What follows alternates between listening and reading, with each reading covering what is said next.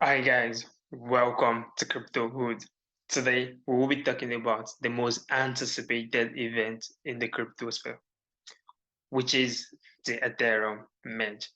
So I'll be explaining what the Ethereum Merge is, what you should expect for the Ethereum Merge, and how you could get a free airdrop, the ethpow token, if there is a fork after the merge, and my price prediction of Ethereum before and after the merge. So what the merge simply means is Ethereum is going to be moving from a proof of work blockchain to a proof of stake blockchain. And the proof of work blockchain, the Ethereum network is being secured by miners, which use hardware and huge amount of energy to secure the blockchain. And so doing, they get a reward from the block insurance and also from our transaction fee. In the proof of stake blockchain, the Ethereum network is going to be secured by validators. They're going to be staking their ETH and also be getting the reward while they validate the blockchain. In the proof of work blockchain, a huge amount of energy is being used to secure the network. As you can see on the Ethereum website, like at the time of writing this article, Ethereum total energy consumption is around 112 terawatt hour per year, which you can compare this to that of a huge country like Netherlands, with carbon emission equivalents of that of Singapore. That is very much. And it's been estimated that when Ethereum moves from the proof of work to the proof of stake, the energy consumption is going to be reduced about 99.93%. That's very huge. And here you could see a diagram on showing on different industries the amount of energy they use in the year. This is YouTube, gold mining used 204, Bitcoin Paul, Ethereum from Netflix, gaming paper, and this is ETH pulse. Wow, that is like an huge amount of reduction. Like, I always wonder why burn a huge amount of energy just to secure the blockchain when they can simply move to a post blockchain, still securing the blockchain and using very little amount of energy. I think that's why the Ethereum researchers and developers decided to move to the Ethereum POX. So the first step to achieve the merge, the Ethereum researchers and developers they created a separate parallel chain, which is the POS chain, that could be tested without having effect on the POS chain. And this chain is called the Beacon chain. This is the Beacon chain. So the Beacon chain does not change anything about the Ethereum we use today. So basically, nothing is going to be changed. It's introduced a proof of stake to the Ethereum ecosystem. So it's just going to be changing the Ethereum from the proof of work to the proof of stake. And it will coordinate the network serving as a consensus layer. And it is essential to proceed to upcoming scaling upgrades such as shading. So like when we're moving to the proof of stake blockchain, it's going to be easy for the Ethereum developer to upgrade the network, which in the closest future, it will be transaction fee will be cheaper. Ethereum will be very, very easy to be used. It will be faster. And that's why this proof of stake it's better. So after they tested this Beacon chain, what they're going to be doing is they're going to be merging the concession layer of this Beacon chain with the EVM states of Ethereum. Like you can see it here, like the proof of work, and they're going to be merging it with the Beacon chain. So when this merge occur, which is on the 15th of September, estimation from the 15th to 17th of September, we're going to get a proof of stake blockchain. And as you can see from proof of stake, it's easy to upgrade the network for shading and every other thing, as you can see. And shading is going to happen around 2 years from now. Oh, it's going to start around 2023. So they'll upgrade it step by step. So from 2023 to 2024, shading by then we could have cheaper transaction fee and everything you will need.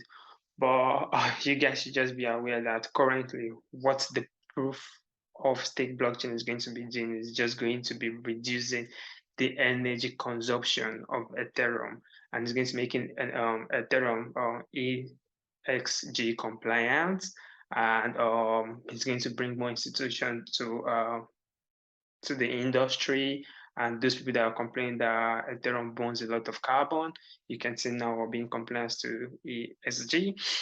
So it's just going to be something very, very, very huge. So that's it about the merge. So now we can just see that open interest for Ethereum, it's very high, and you should know in the bear market, like when the market is going down and open interest is very high, you should know this is very, very bearish. So you can say according to CoinDex, open interest, like people leveraging Ethereum, it's very high, and you can see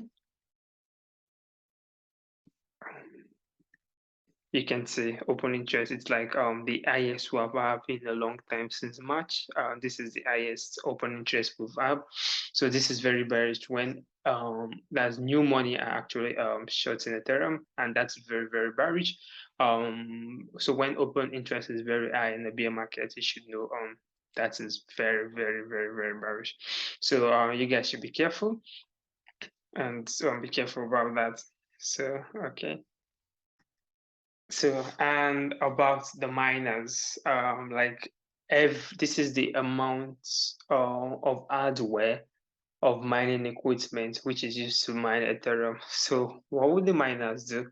Like when we move into the proof of stake now, there will not be any things for these miners to mine. A huge $4 billion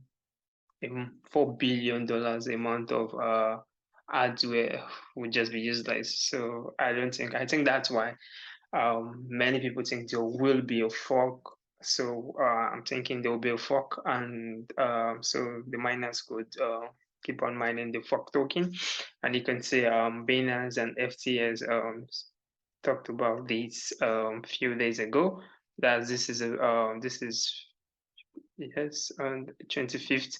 So like the Binance they were going to post deposit and withdraw for now, and as a new token might be created, as if there is a fork, Binance has taken the following step to reduce the trading risks. So even Binance is expecting there should be a fork, and Binance might be listing it if it meets the requirements, and also FTS. So FTS also talked about the fork here. Chronicle for ETH fork emerge. FTS will credit users with the fork POE token. So they're going to credit their users with the fork token too.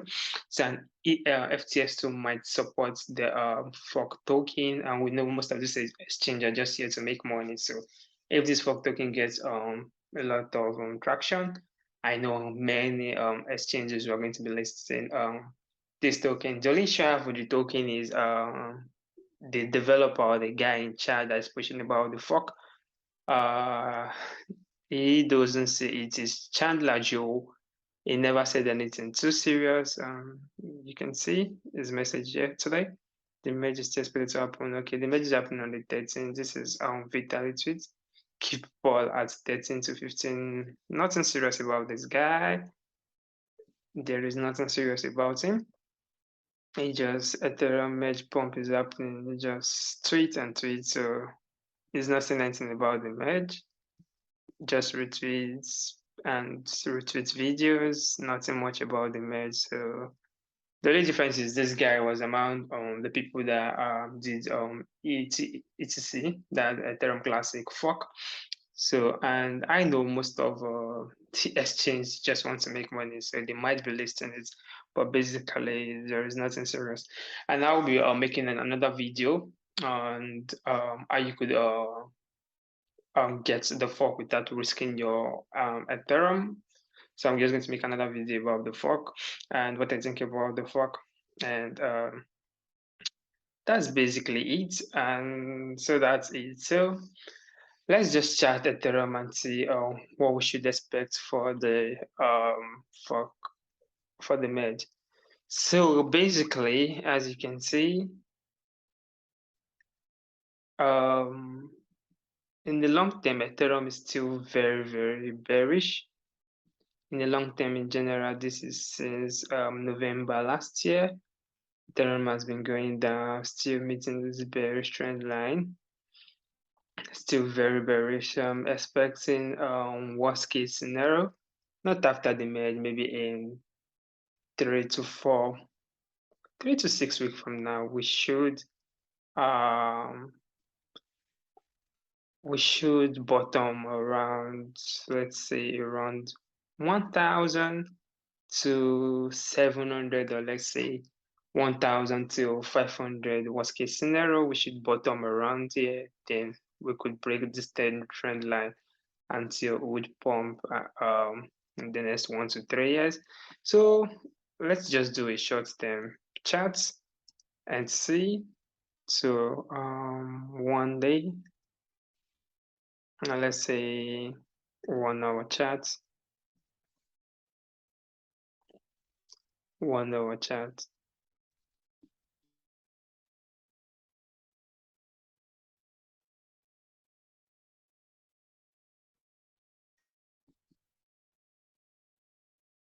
So 1 hour chart. Still very strong line. Yeah, I think there was a wedge a few days ago. Yes, the wedge was broken. Okay, let's say like this.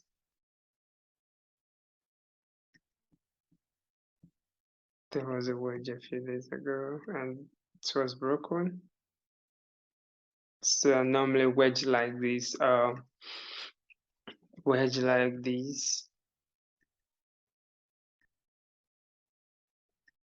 The target is always the height of this base.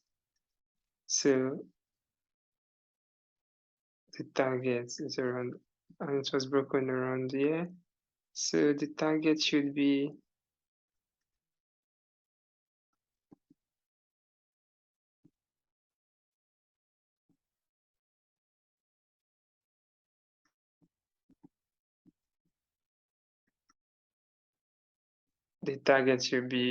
around this top.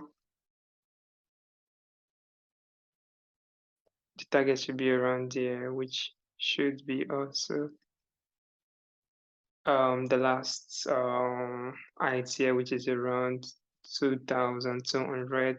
So we broke this place and we could still see a little dump to touch this trend line. They act as support and maybe bounce to 2004 before we see a dump. In the short term is it's bullish in the short term. Let's say before the merge, you could see Ethereum pump from maybe 1,004. Worst case scenario, I don't think Ethereum is going to break this trend line 1,004 to maybe 2,000 before. Let's say pump before we continue on our downtrend, which we could set Ethereum fall to maybe 500 in before the year runs out. Maybe 500 or 700 before the year runs out. Let's say again, let's do a long-term chart. Let's say 1 day. 1 day, so full scale refresh. So let's just remove these,